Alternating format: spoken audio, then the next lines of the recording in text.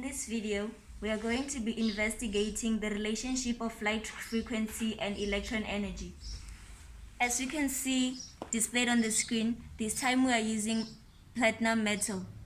The intensity of light is our controlled variable, which is going to be kept at 50%. When the wavelength is at 850 nanometers, the current is at 0.0. Now when we decrease the wavelength to 632 nanometers, our current is still at 0.0.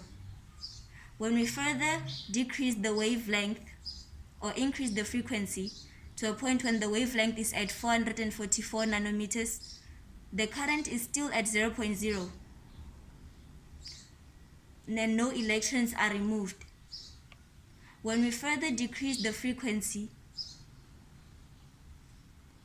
frequency by decreasing the wavelength to a point where it gets to 193 nanometers, electrons are now removed. This is where we find our threshold frequency, which is the minimum frequency needed for electrons to be removed. The threshold frequency is 1.5 times 10 to the power 15 hertz. When we decrease the wavelength to 119 nanometers, the electrons are now ejected at a faster pace. The current has also increased to 0.525. The gradient of the graph represented on the screen represents our Planck's constant. This marks the conclusion of our investigation.